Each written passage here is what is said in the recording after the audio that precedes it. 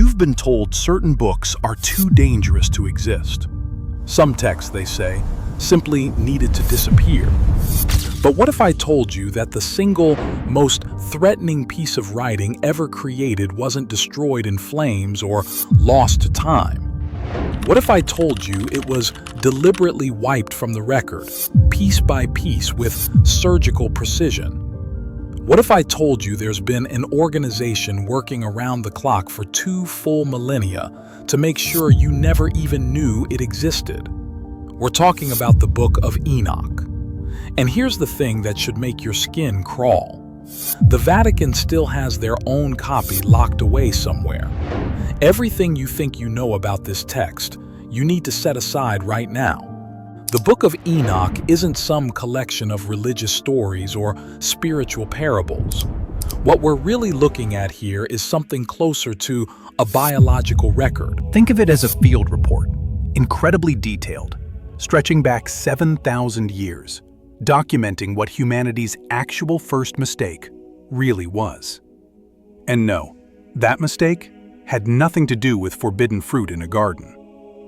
What we're really talking about here is a genetic program, a deliberate one. The text lays out exactly how a group of powerful beings from somewhere beyond our world, beings known as the Watchers, came down to our planet and broke every rule they'd been given.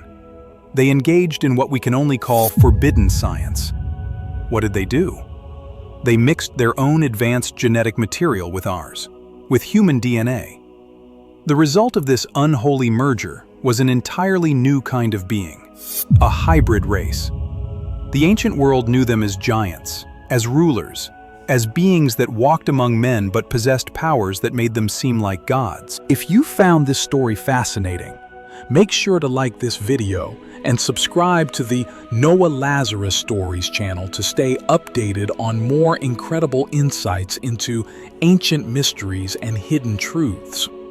Don't forget to hit the notification bell so you never miss an episode. The texts call them the Nephilim. This wasn't just some random mutation. This was a bloodline so incredibly powerful, so frighteningly intelligent, and so utterly dominant that these beings ruled the ancient world as if they were divine. And here's where it gets really interesting. The Great Flood, the one you've heard about since childhood, that wasn't a punishment for human wickedness. That was a targeted extermination event. It was engineered specifically to wipe out this hybrid bloodline. But here's the secret That changes everything. The plan didn't work. The Book of Enoch proves something that those in power Never wanted you to figure out. That bloodline survived the flood. It went underground. It fragmented and scattered across the world, and it's been quietly passed down through hidden family lines ever since, waiting in the shadows for the right moment to re-emerge. Now, you might be asking yourself, Why does any of this matter today? Why should we care about some ancient genetic program? Here's why. The Book of Enoch isn't just a history lesson. It's also a prediction, a prophecy. Hidden within its pages is a detailed cyclical timeline, like an ancient countdown clock that's been ticking for 7,000 years. And this clock points to one specific moment in time, the exact moment when this Nephilim bloodline will rise again, when their dormant genetic markers will suddenly reactivate on a massive global scale, when they will return to reclaim their position as the masters of humanity. And the endgame that was prophesied isn't somewhere off in the distant future. It's not coming someday. It's already here. It's happening right now, all around us. For hundreds of years, there's been a secret group operating inside the Vatican. They call themselves the Custodians of Deletion, and they've been engaged in a desperate, silent race against this ancient prophecy. They've had access to the book all along. They've spent countless hours decoding its timeline, and they know with absolute certainty that their time has run out. Their entire mission, their whole reason for existing, has been to hide the truth from the rest of us, to manage what's coming. and to make absolutely certain that when these gods return, humanity won't even recognize them for what they are. This is where we come in. You're about to step into a war that's been fought in complete secrecy for thousands of years. What I'm about to show you is the evidence. The proof hidden inside deleted verses, inside texts that were deliberately suppressed, inside the Vatican's own secret archives that they never intended for public eyes. I'm going to show you the genetic fingerprints of the Nephilim bloodline and where those markers are showing up again in our modern world. And I'm going to expose the Vatican's final, desperate strategy to conceal the return of the beings who once ruled us. Our story doesn't begin with a book. It begins with the cover-up of its deletion. Picture this. The year is 325 AD. The location is the Council of Nicaea. On the surface, this gathering looked like a meeting of religious leaders coming together to create a unified Christian doctrine. But if you looked beneath that surface, what you'd really see was something closer to a corporate boardroom. This was the newly formed spiritual empire of Rome holding its first major strategy session. And they had a serious problem on their hands. The early Christian world at that time was flooded with different texts. There were Gospels attributed to Thomas, to Mary, to Philip. But the most widely read, the most influential of all these writings was the Book of Enoch. The early church fathers, respected figures like Tertullian and Irenaeus, quoted from it constantly. It was treated as sacred scripture by many believers, and it had something the other texts didn't. It answered all the questions that the Old Testament left hanging. Where did evil actually come from? What was the real nature of angels and demons? Why did the Great Flood really happen? According to Enoch, the flood wasn't about punishing human sin. It was a necessary genetic cleansing operation. But for the men gathered at Nicaea, led by Emperor Constantine himself, a master of the old Canaanite bloodline, a shepherd king through and through, the Book of Enoch wasn't a holy text at all. It was a security threat, and it posed three massive problems for their new empire of control. First problem. The book claimed that sin and evil weren't the result of humanity's free will. Instead, it said these things were introduced into our world by beings from beyond. Think about what that means. If humans weren't actually responsible for their own downfall, then the whole foundation of second problem. The book described a bloodline of beings who were naturally superior to regular humans. These were demigods walking among ordinary men. This created a dangerous alternative source of divine authority, an authority that existed completely outside the control of the church and the emperor. And you can't control a population that believes their true kings might one day return from some hidden bloodline. Third problem, and this was the most dangerous one of all. The book contained a prophecy with a specific timeline, a clock, a countdown to an endgame that would shatter their carefully constructed world order completely. The book had to go. It had to be erased. So at Nicaea, the custodians of deletion went to work. But here's the thing. They didn't just burn it. Burning books creates martyrs. It draws attention. They were far more clever than that. They performed what you might call an elegant act of censorship. They simply declared the book to be apocryphal. Interesting, sure. Worth reading, maybe. But not divinely inspired. Not worthy of inclusion in the official biblical canon they were putting together. The Book of Enoch was quietly removed from the list. Its teachings were condemned as heresy. And over the next few centuries, their agents, the very first inquisitors, went hunting. They tracked down existing copies. They removed them from monastery libraries. They bought them from private collectors. They systematically erased the book from the historical record. They taught the world to forget it ever existed. They transformed the most important book ever written into something that only conspiracy theorists and fringe believers would talk about. And they almost succeeded completely. Almost. But they kept one copy for themselves. Not just any copy.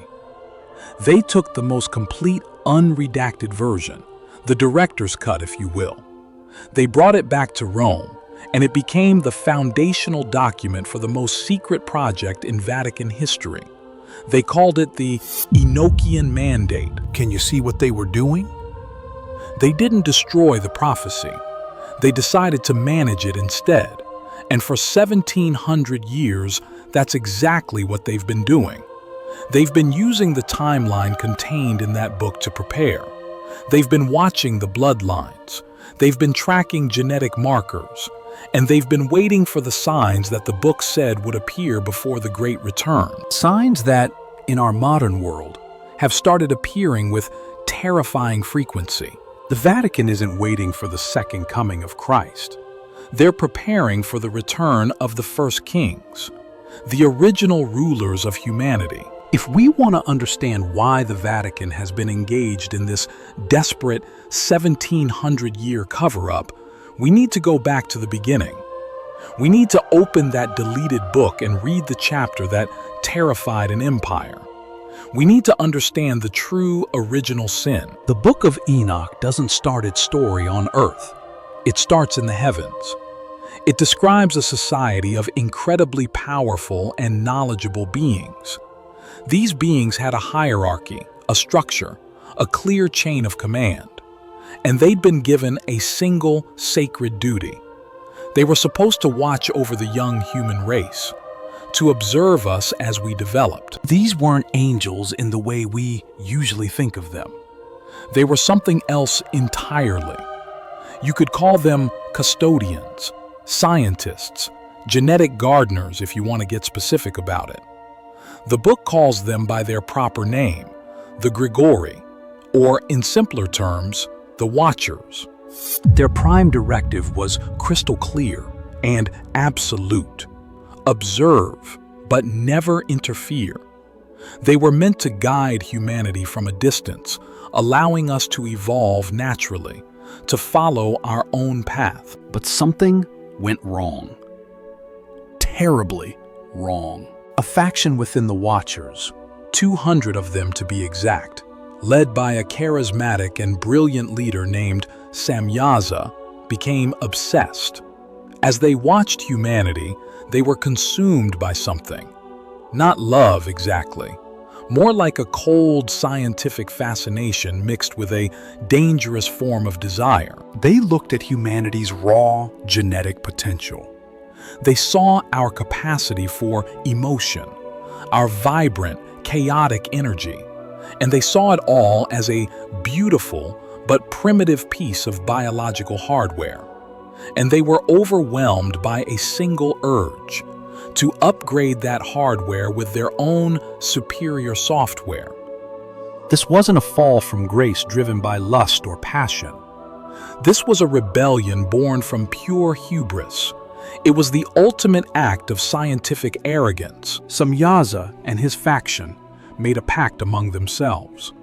They descended to Earth, landing on Mount Hermon, and they deliberately, consciously broke their sacred oath. The Book of Enoch describes what happened next in chilling detail. They took human women as wives. But this wasn't simple reproduction. This was a targeted genetic engineering program. They chose women carefully, selecting those with the strongest, most vibrant genetic markers. And then they mingled their divine DNA with human DNA. This was the true original sin. The deliberate contamination of the human genome. The result of this forbidden union Was something entirely new. A new species. The Nephilim. The name translates as the fallen ones, but there's a more accurate translation. those who cause others to fall. The Nephilim weren't just giants, though that's how the simplified biblical account describes them. That was merely their most obvious physical characteristic. These were true hybrids, possessing the raw emotional vitality of humanity, combined with the hyper-intelligence, strategic genius, and immense psychic power of the Watchers. They were faster than any human, stronger, smarter, and far more ruthless. They were born with the minds of gods and the appetites of men, and they were sterile. They were beautiful, magnificent, evolutionary dead ends. Hybrids incapable of reproducing their own kind. The Watchers, their creators, taught their hybrid children forbidden knowledge. And this is one of the most explosive sections of the Book of Enoch. It lists with terrifying specificity exactly what technologies the Watchers unleashed upon the world. They taught the Nephilim warfare, how to create swords, knives, shields. They taught them cosmetology, the science of creating dyes and ornaments, the art of vanity and deception. They taught them sorcery, how to manipulate energy fields, and they taught them knowledge of the stars, not for navigation or wonder, but for divination and control. Think about what this means. They essentially gave a brilliant but sociopathic toddler the keys to a weapons factory. The Nephilim, armed with their superior power and forbidden knowledge, quickly enslaved the human population. It wasn't even difficult for them. They became the first kings, the first tyrants. They became the gods and heroes of ancient mythologies that we still tell stories about today. The Titans of Greek legend, those were Nephilim. The Asuras of Hindu lore, Nephilim. The god kings of Babylon and Akkad, all of them. Cultural memories of the reign of these hybrid beings. The world they created was one of magnificent, terrible order. They built structures of impossible scale. They mastered sciences that humanity had barely begun to understand. They established empires. But it was a world completely devoid of empathy. A world built entirely on the absolute subjugation of baseline humanity. The Book of Enoch describes how the Nephilim began to devour mankind. Now, this wasn't always literal cannibalism, though that may have happened too. This was a description of a system that consumed human labor, human resources, human spirit. A system that fed the insatiable appetites of its hybrid masters. The cry of oppressed humanity, the book tells us, finally reached the heavens. The celestial hierarchy, the loyalist watchers who had remained faithful to their mission, saw what their rebellious brothers had created. The experiment had gone catastrophically wrong. The human genome had been contaminated, and a predatory, sterile, hyper-violent species now controlled the planet. A decision was made at the highest levels. A hard reset was necessary, a planetary-scale cleansing event. The Great Flood was not a natural disaster. It was a targeted geological weapon. It had been designed with a single, specific purpose: to wipe the Nephilim and their contaminated genetics from the face of the earth. It was a desperate, brutal attempt to restore the integrity of the original human blueprint. Can you see now why the Council of Nicaea couldn't allow this to survive? The idea that the Great Flood wasn't punishment for human sin, but a cleanup operation for a failed divine experiment. It undermined their entire theology of human guilt and divine retribution. But here's the thing that drove the Vatican to create their 1700-year mandate. Here's the secret at the heart of the Enochian endgame. According to the book, the plan failed. Sure, the flood wiped out the physical bodies of the Nephilim, but their genetic code, the Nephilim gene itself, that wasn't entirely erased. The Watchers who had created them had undertaken a second project, an even more secret one. They knew the flood was coming. Their intelligence network had picked up on the plan, and to preserve their creation, they did something incredibly clever. They encoded the Nephilim DNA back into a handful of chosen baseline human families. Specifically, they hid it in the family of Noah, the very man who had been chosen to survive the flood. They didn't tell Noah what they'd done. They hid the code deep within what we now call junk DNA. DNA that would be passed down through his descendants. It was a genetic time bomb, a dormant viral sequence, just waiting for a specific set of conditions, a prophesized trigger that would cause it to reactivate. The Great Flood didn't destroy the Nephilim. It just made them invisible. It transformed them from a separate physical race into a latent potential, a secret bloodline hidden within humanity itself. This is the prophecy the Vatican has been watching for all these centuries. The Book of Enoch contains the complete timeline for the reactivation. It describes the celestial alignments, the societal conditions, the environmental triggers that would cause this dormant Nephilim gene to awaken in its human hosts. And when that gene awakens, it doesn't create a physical giant. It creates something far more dangerous than that. It rewrites the human mind from the inside.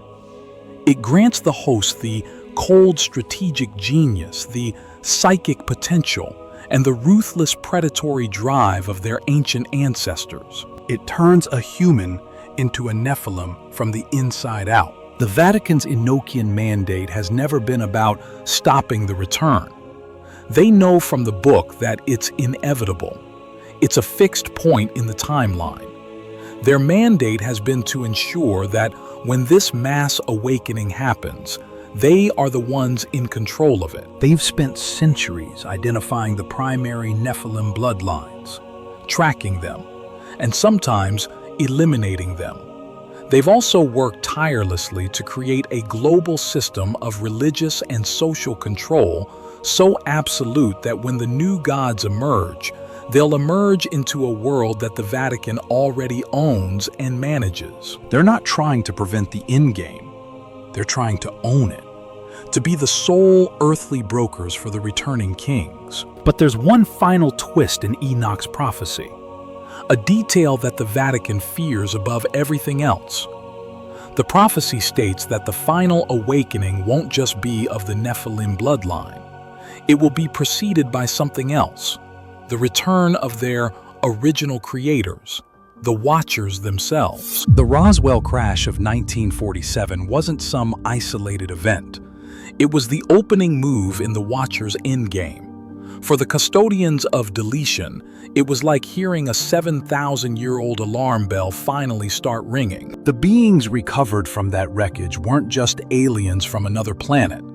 They were living, breathing proof that the Book of Enoch was a literal, technical manual. The gods were real, and they were back. What happened next was the most secret and highest stakes negotiation in human history. While the public was being fed a carefully crafted story about weather balloons and Cold War paranoia, something else entirely was happening behind the scenes. The Vatican, using its ancient authority and its deep connections within the state, arranged a meeting. This meeting took place in a secure underground facility, and it involved three parties. First, the captured surviving watcher from the Roswell crash. Second, the highest levels of the American military-industrial complex. And third, a delegation from the Vatican's custodians, led by a ruthless, brilliant cardinal who secretly headed the Enochian mandate. This meeting led to a treaty, a secret pact so profound that it has shaped the entire post-war world. Within deep state circles, it's known as the Chimera Accord. The Watcher, communicating through a combination of telepathy and advanced technology, laid out the situation with cold, brutal clarity. He was an emissary representing the original 200 rebels. Their imprisonment was ending, their return was inevitable, and the reawakening of their children, the Nephilim bloodline on Earth, was about to happen. He wasn't asking for permission. He was announcing a change of management. He offered them a deal. The Watchers would provide a steady, controlled stream of their advanced technology, material science, energy production, genetic engineering. This technology would grant the human powers who signed the treaty an insurmountable military and economic advantage over their rivals. It would be the ultimate prize in the great game of global power. In exchange, they demanded two things from humanity. First, absolute secrecy. The governments of the world would use all their power to suppress the truth of the Watchers' existence. They would create a global cover-up around UFOs. They would ridicule, discredit, and silence anyone who got too close to the truth. Second, and far more importantly, they demanded access. Access to the human genome. They demanded the right to establish secret, joint-run underground facilities where they could begin the final preparations for the Nephilim awakening. They needed to monitor the dormant bloodlines, to perfect the activation triggers, to prepare the human population for the return of its masters. They were asking for the keys to the human farm. The American military leadership, trapped in the paranoid logic of the Cold War, saw only the technological advantage. They saw weapons that could guarantee their dominance over the Soviet Union. They agreed without fully understanding what they were agreeing to. But the Vatican delegation saw the true, terrifying nature of the deal. This was a Faustian bargain on a species-wide level. The Watchers weren't offering a partnership. They were hiring local managers for their takeover. The custodians knew they couldn't stop it. To oppose the Watchers directly would be suicide. So they did what they've always done throughout history. They decided to infiltrate it, to co-opt it from within. The Vatican's representative signed the Chimera Accord, but he added his own secret conditions to the deal. The Vatican, through the custodians, would be a full partner in the new secret joint-run agency tasked with managing the alien presence. They would have full access to the recovered technology, and most critically, they would have access to the genetic programs. The priest had just secured himself a seat at the devil's table. If they couldn't prevent the Nephilim awakening, they would control it. They would use their centuries of genealogical data from their Great Survey to guide the Watchers' experiments. They would steer them toward activating bloodlines that were already under Vatican control or influence. They would use the Watchers' own technology to create a Catholic version of the Nephilim, awakened hybrids who would be loyal not to their celestial creators, but to the Holy See. It was a plan of breathtaking audacity. To hijack the apocalypse itself and create an army of demigods for the Pope. The post-war technological boom was the immediate result of this accord. Transistors, fiber optics, laser technology, stealth materials. These weren't the products of slow, linear human innovation. They were reverse engineered from Watcher crash technology. Their release was carefully managed by the secret agency. The public saw a new age of progress and innovation. The insiders saw the slow, deliberate payment on their deal with the devil. The secret underground facilities were built. The most famous of these, Area 51, was merely the public-facing entrance, a diversion. The real work happened in far deeper, more secret bases. Places like the one in Dulce, New Mexico. Here, the Watchers and their human partners began the final phase of the Enochian endgame, the Nephilim reactivation program. This program had two distinct parts. First, the hardware, the physical bodies. Using their advanced genetic science, the Watchers began a widespread secret human abduction program. This wasn't random experimentation.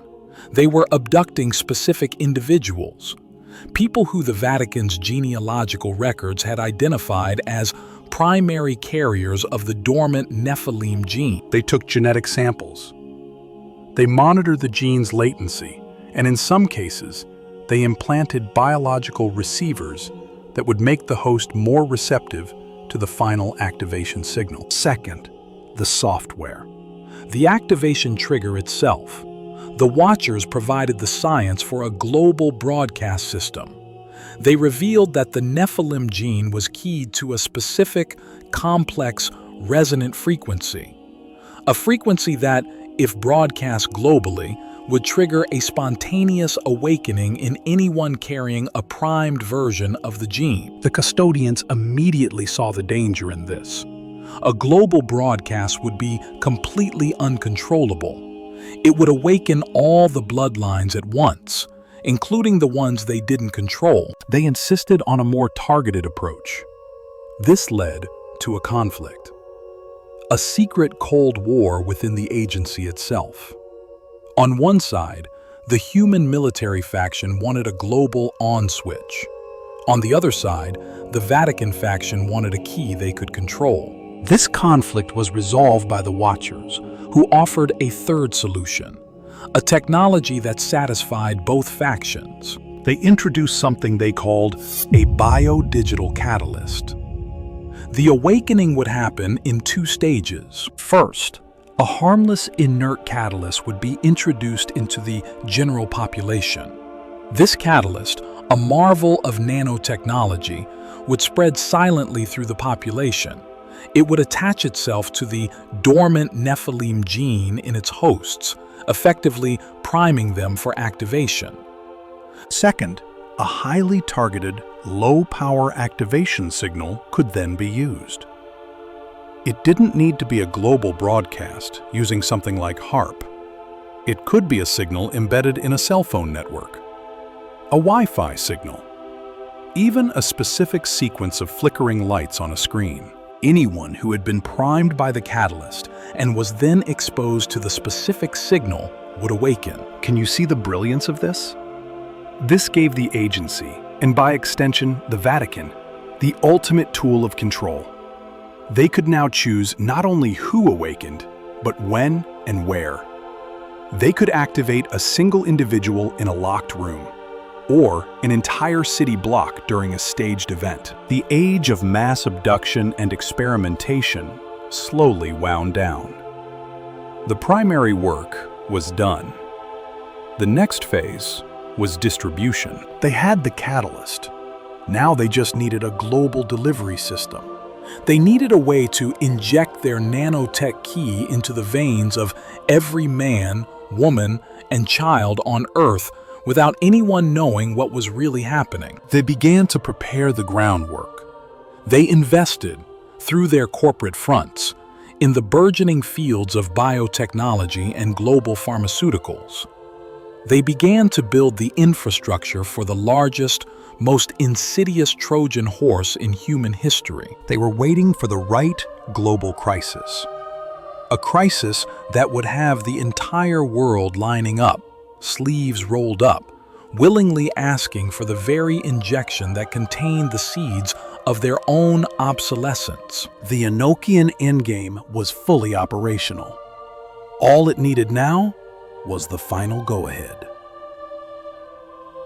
The Chimera Accord had created a monster, a secret global government operating within governments, known as the Majestic Agency. Its task was to manage the Watcher presence and oversee their Nephilim reactivation program. But here's the thing about cages built for lions. If you leave them unattended long enough, they become the lion's kingdom. By the late 20th century, the Majestic Agency was no longer a partnership between equals. It had become a wholly owned subsidiary of the returning gods and their primary earthly administrators, the custodians of deletion. The Vatican faction had successfully outmaneuvered their secular military partners. They used their centuries of experience in espionage, their mastery of infiltration, and the prophetic guidance from their decoded Enochian timeline to place their own agents in every key position within the agency. The American generals and intelligence chiefs thought they were in charge. In reality, they were middle management, executing a plan whose true scope and purpose were completely hidden from them. The custodians now had full operational control over the greatest secret in human history. They controlled the flow of reverse-engineered watcher technology. They decided which corporations would receive the patents for fiber optics, microprocessors, gene splicing technology. They controlled the official UFO cover-up, masterfully using a combination of ridicule, disinformation, and targeted eliminations to keep the truth buried under a mountain of tabloid nonsense. And most importantly, they controlled the Nephilim reactivation program. They had the catalyst, and they had the keys to the activation signals. But this absolute power created a new problem. An internal conflict began to brew within the custodians themselves. The original Enochian mandate was to manage the awakening and ensure the Vatican's dominance in the post-endgame world. But a new, radical faction was rising within the custodians. They were younger, more ambitious, less patient. They were not content to simply manage the prophecy. They wanted to rewrite it. This faction became known as the Praetorians. The Praetorians argued that the original mandate was far too passive. Why should they wait for the Nephilim to awaken and then try to control them? Why not build their own from scratch? They proposed a new, terrifyingly ambitious project: the creation of a pure Nephilim, a being engineered from the ground up in a laboratory. They would combine the most potent watcher genetics with a human host who would be completely loyal to the Vatican from birth. They wanted to create their own Messiah, a living demigod, born and bred to be the Pope's ultimate weapon, the king of their new world order. This project became known as Project Redeemer. The traditionalist faction of the custodians, who called themselves the librarians, were horrified by this plan. They argued that this was the exact same hubris that had led to the Watchers' original sin. To create life in this way, to play God so directly, was to risk unpredictable consequences that not even the Book of Enoch had foreseen. It was a perversion of everything the mandate stood for. This internal division turned the Vatican's secret war inward. It became a Cold War between two factions of the same order: the librarians, who controlled the ancient texts and the genealogical archives, versus the Praetorians, who controlled the advanced watcher technology and the genetic laboratories in the deep underground bases. This internal conflict had a catastrophic unintended consequence. While these two factions were fighting each other for control of the future, they took their eyes off the past. They neglected the very bloodlines they had been hunting for centuries. A handful of the primary Nephilim bloodlines, the ones that the custodians had failed to dilute or destroy over the millennia, had survived. And these weren't ignorant nobles or unaware commoners. These were ancient, powerful families who had kept their own secret history alive. They were the Luciferian dynasties. Now, when I say Luciferian, I don't mean satanic, not in the Hollywood sense. The term comes from its original meaning: the light bringers. These families saw themselves as the true heirs of the Watcher's wisdom, the rightful masters of humanity, and they viewed the Vatican as a parasitic organization that had stolen their birthright and suppressed their history for 2,000 years. These Luciferian families had their own network, their own secret societies operating in parallel to the Vatican's. While the Vatican built a religion of control, These families built an empire of influence in the secular world, in banking, in media, in the highest levels of corporate and political power. They were the Illuminati that conspiracy theorists had always warned about, And they had been waiting patiently for the prophecy of their own return. They knew the endgame was approaching. They didn't have the Vatican's precise timeline decoded from Enoch, but they could read the signs. They could feel the psychic whispers of the returning watchers growing stronger. And they had developed a plan of their own.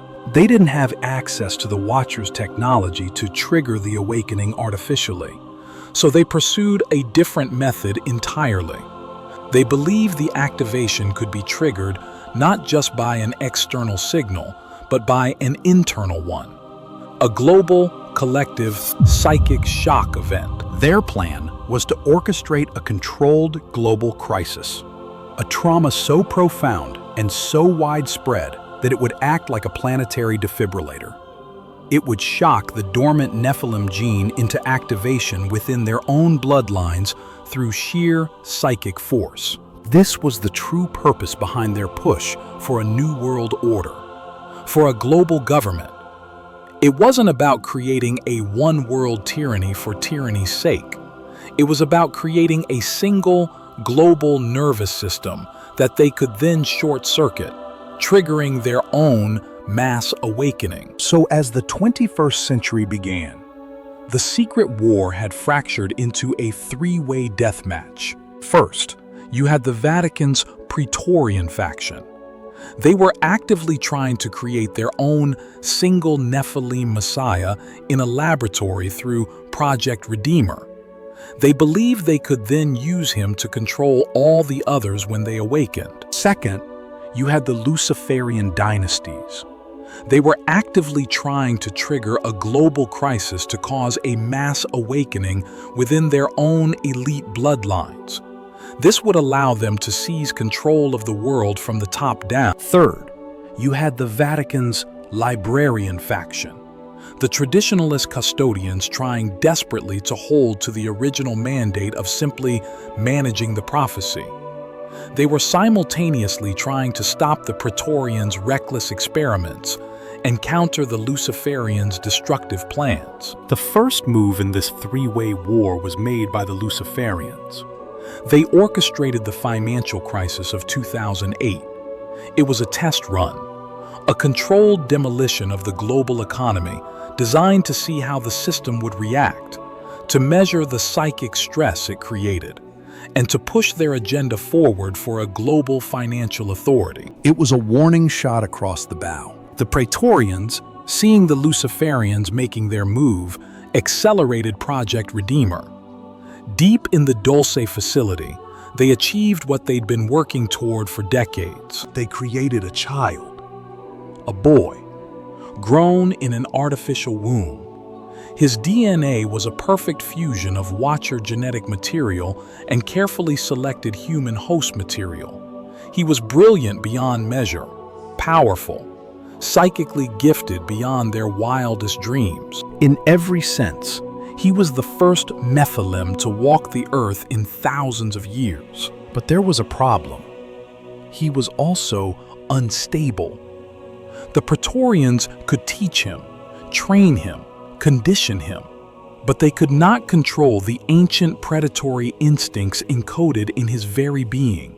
He was a god in a cage, and he was beginning to realize that the bars holding him were breakable. The librarians, Caught between these two warring factions, were losing ground on both fronts.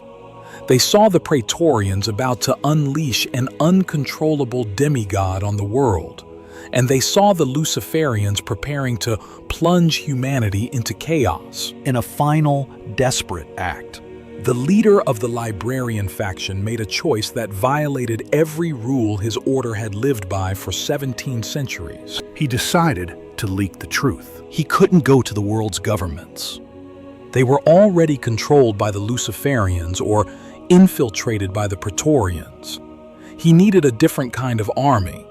He needed to activate the one group that had always stood in opposition to the Nephilim throughout history, the one group he had spent his entire life suppressing. The human carriers of the pure, uncorrupted Sethite gene, the descendants of the builders, the true Freemasons and members of other esoteric orders who had kept fragments of the old knowledge alive. He created what's known as a dead man's switch, a series of encrypted data packets containing the core truths of the Enochian mandate, the existence of the bloodlines, the reality of the reactivation program, the coming endgame.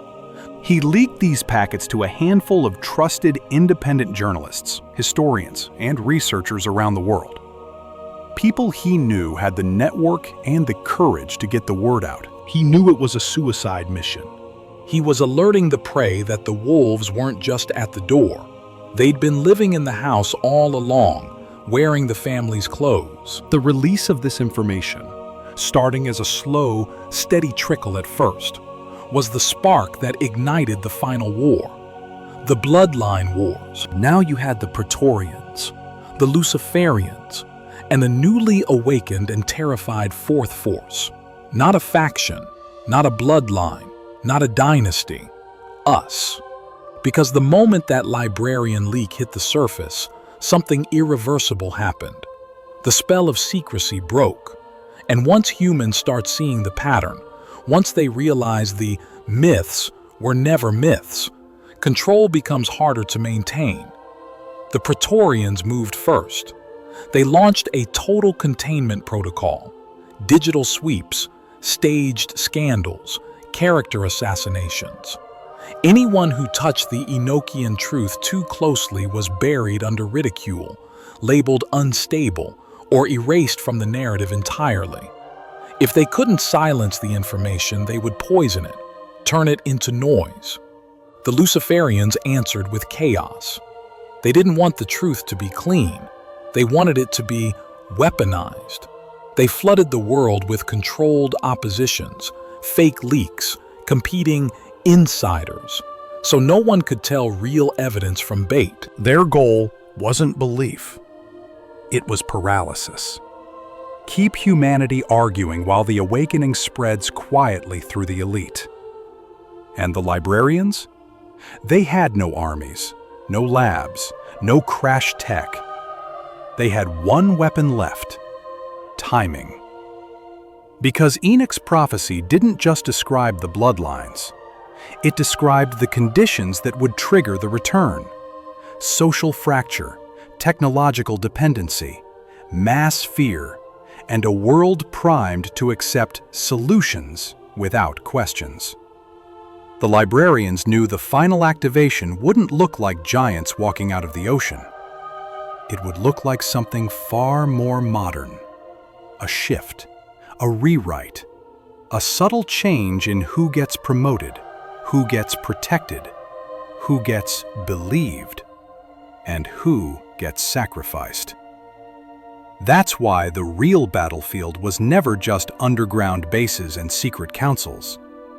The real battlefield was the human mind. Because if the Nephilim gene awakens the way the text claims, if it rewires the host with cold strategic brilliance and predatory drive, then you won't recognize them by size. You'll recognize them by outcomes, by how effortlessly they climb, by how naturally they dominate systems, by how they turn morality into a marketing problem and compassion into a weakness. And if the Watchers are returning, then the end game isn't invasion, it's management, a new hierarchy, a new normal, a world where humans are quietly sorted, useful ones kept close, resistant ones pushed out, and the rest guided by fear into obedience. But here's the line the Vatican never wanted crossed, the one thing their custodians feared more than the return itself. If enough people learn the structure of the game stops working, because secrecy was the cage, and the Book of Enoch wasn't dangerous because it was ancient. It was dangerous because it was a manual, a record of what happened last time, and a warning of how it happens again. So the question isn't whether the bloodline wars are real. The question is, Which side are you feeding without even realizing it? In the next chapter, we're going into the deleted verses, the sections the custodians worked the hardest to bury. We'll map the exact mechanism of the reactivation trigger, the signs Enoch described, and the one factor the prophecy says can disrupt the entire cycle. Because our story doesn't end with a book. It ends with a choice.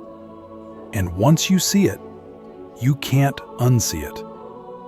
If you want part 2, if you want the evidence trail and the timeline decoded step by step, like this video and subscribe to Noah Lazarus Stories.